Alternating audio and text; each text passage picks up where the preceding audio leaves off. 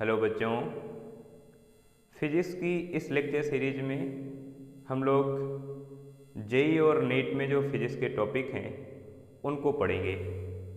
क्योंकि यह लेक्चर इस लेक्चर सीरीज का पहला लेक्चर है, इसलिए इसमें हम लोग यूनिट एंड मेजरमेंट को पढ़ेंगे कि यूनिट क्या है, मेजरमेंट क्या है और इसकी रिक्वायरमेंट क्यों आई, मेजरमेंट की रिक्वायरमेंट क्यों आई और यूनिट क्या है, इसे समझते हैं हम लोग। देखिए, मेजरमेंट एक तरह का वर्क है। किसी भी क्वांटिटी के अमाउंट के बताने को कि ये अमाउंट इतना है, इस क्वांटिटी का जो अमाउंट है, इस क्वांटिटी की जो वैल्यू है वो इतनी है। लेंथ, चाहे स्पीड हो, टाइम हो, मास हो। यह लेक्चर इस लेक्चर सीरीज का पहला लेक्चर है और इसमें हम पढ़ेंगे यूनिट एंड मेजरमेंट।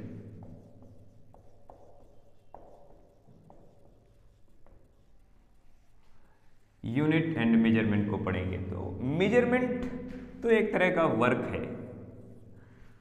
है किसी भी क्वांटिटी के अमाउंट के बताने के लिए कि ये क्वांटिटी इतनी है। जैसे मान के चलें कि कोई एक ये बस है और ये इधर की तरफ मूव कर रही है,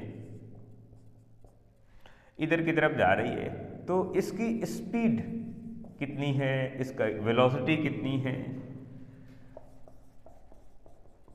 वेलोसिटी कितनी है, स्पीड कितनी है, या कितने टाइम से ट्रेवल कर रही है ना, या कितनी डिस्टेंस से ट्रेवल कर चुकी है, या कितना इसका डिस्प्लेसमेंट, या इस पर एक्सीलरेशन कितना है, फोर्स कितना है, फ्रिक्शन फोर्स कितना है। इन सभी क्वांटिटी को मेजर करना। यहां पर फ्रिक्शन कोफिशिएंट कितना है,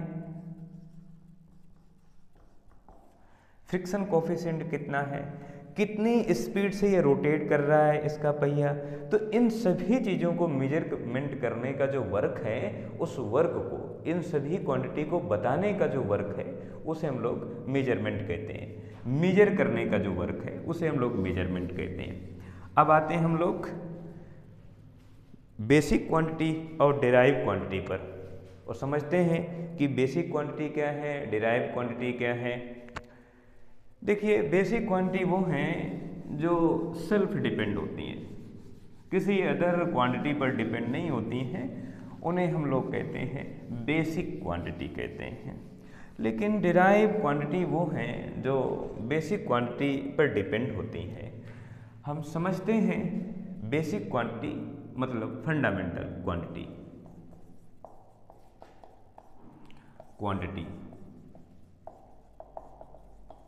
बेसिक क्वांटिटीज, और समझते हैं इधर डिराइव क्वांटिटी।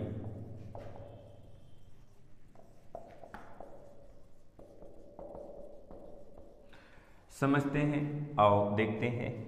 बेसिक क्वांटिटी हैं वो हैं जो सेल्फ डिपेंड होती हैं, जैसे length, mass, time, electric current,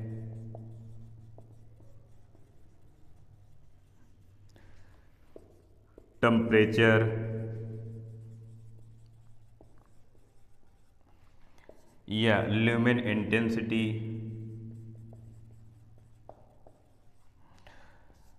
amount of material.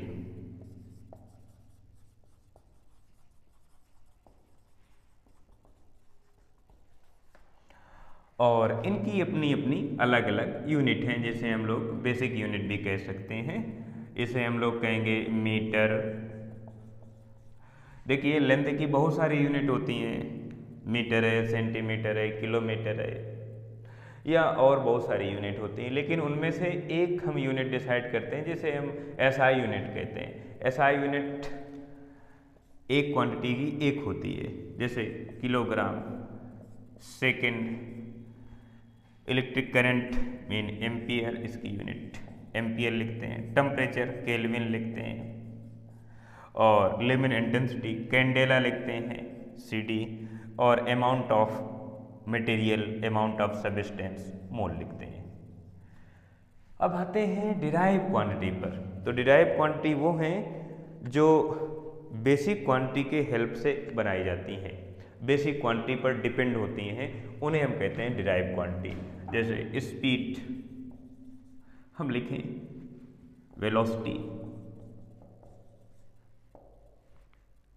Area volume, force, pressure, power,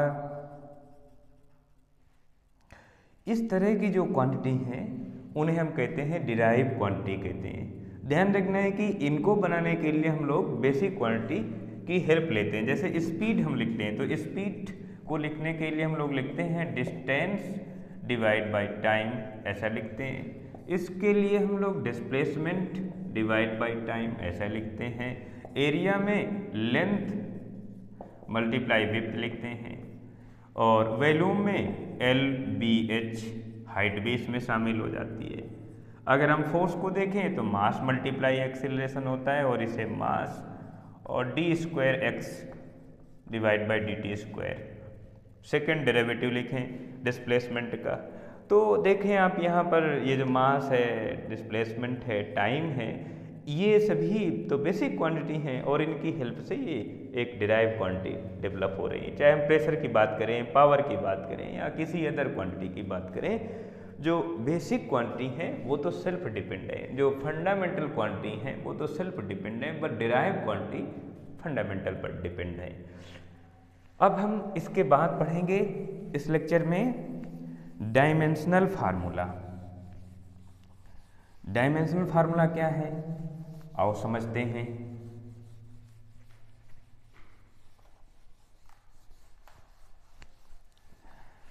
देखिए डायमेंशनल फार्मूला,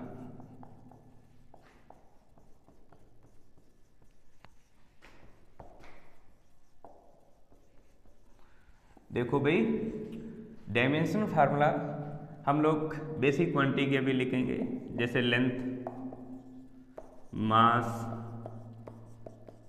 टाइम, इसका डायमेंशन फार्मूला L1, M1 और T1 इस तरह से लिखेंगे।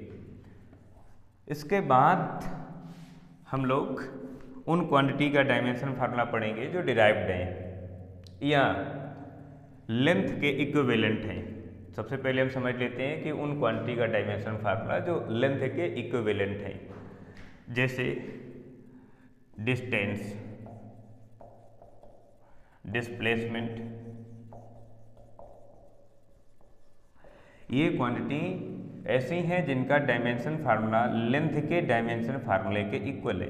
ऐसा आपको ध्यान रखना है कि जिन क्वांटिटी की unit metre, centimetre, kilometre, millimetre इस तरह की है, उनका डायमेंशन फार्मूला, उन सभी का डायमेंशन फार्मूला लेंथ के डायमेंशन फार्मूले के इक्वल होगा। ये आपको ध्यान रखना है। डिस्टेंस है, डिस्प्लेसमेंट है, लेंथ है, हाइट है, थिकनेस है, विड्थ है,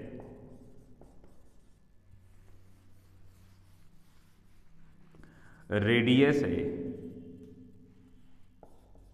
डायामीटर है, आर्क है, पेरीमीटर है, या वेवलेंथ है, फोकल लेंथ है। इन सभी क्वांटिटी का जो डायमेंशन फार्मूला है वो लेंथ के डायमेंशन फार्मूले के इक्वल है, ये आपको ध्यान रखना है। अब हम देखेंगे जो दूसरी क्वांटिटी हैं, जैसे हम लोग डिराइव क्वांटिटी कह रहे हैं, उनका डायमेंशन फार्मूला देखेंगे। ध्यान रखना है अभी आपको इन्हीं 3 का यूज करना है और इन्हीं से हम लोग दूसरी क्वांटिटी का डायमेंशन फार्मूला सीखेंगे कि किस तरह से हम लोग कैलकुलेट करते हैं डायमेंशन फार्मूला। जैसे हमारे पास है एरिया, अब एरिया का डायमेंशन फार्मूला चाहिए तो एरिया का फार्मूला लिखते हैं लेंथ मल्टीप्लाई विड्थ। किसी भी चीज़ का एरिया अगर लिखना होता है तो हम लोग ऐसे लिखते हैं, एल हो गया और ये बी हो गया। ये भी एक तरह की लेंथ है, इस साइड की लेंथ, और ये भी एक तरह की लेंथ है, लेकिन जब कंपेयर करेंगे तो ये अमाउंट में कम हो जाता है, इसलिए इसे विड्थ कह सकते हैं। लेकिन दोनों का जो यूनिट है वो सेम है, इसलिए दोनों का यूनिट सेम होने की वजह से डायमेंशन फार्मूला भी सेम है। तो दोनों का एल और एल तो एल स्क्वायर हो गया। यहाँ से अगर हम यूनिट देखें तो मीटर स्क्वायर हो जाएगा। वॉल्यूम के लिए एल बी एच वही हाल होगा, तीनों का डायमेंशन फार्मूला सेम तो एल क्यूब हो गया। Speed equal to distance divide by time, distance divide by time. Distance का डायमेंशन फार्मूला एल और टाइम का टी, और इसे हम लोग लिखेंगे तो एल टी माइनस 1 लिखेंगे। इसी तरह से वेलोसिटी में हम लोग लिखते हैं डिस्प्लेसमेंट डिवाइड बाय टाइम, और डिस्प्लेसमेंट का डायमेंशन फार्मूला है एल, टाइम का टी है, और इसे अगर लिखेंगे तो हम लोग लिखेंगे एल टी माइनस 1। दोनों का डायमेंशन फार्मूला सेम आता है।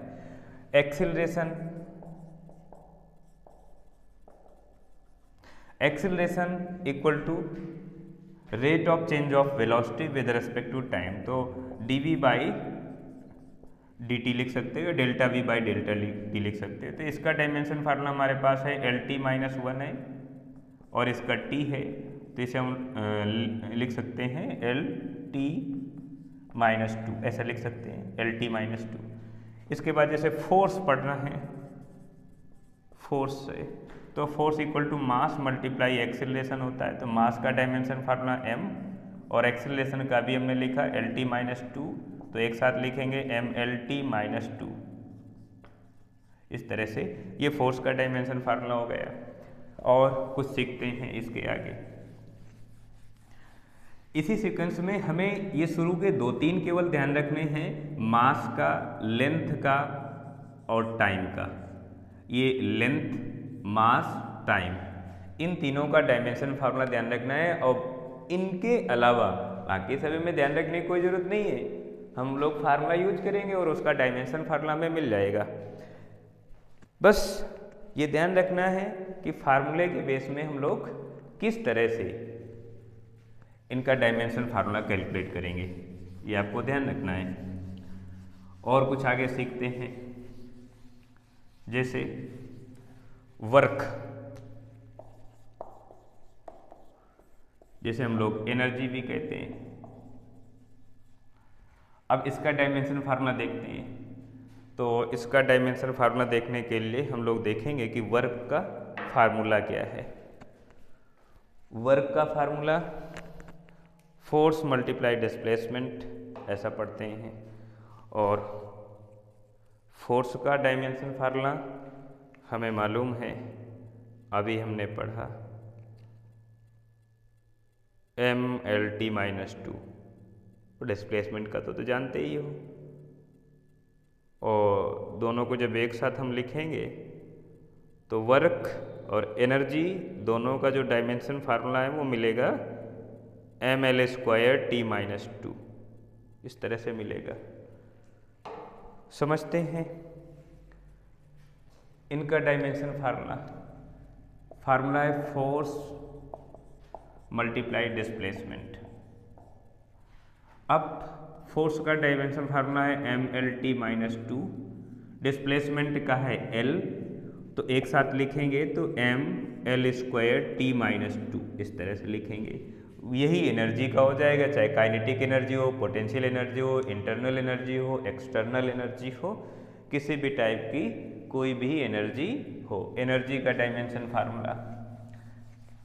फिर आते हैं power, power equal to work या एनर्जी डिवाइड बाय टाइम। अब वर्क का डायमेंशन फार्मूला अभी आपने देखा ml² t - 2 और टाइम का तो t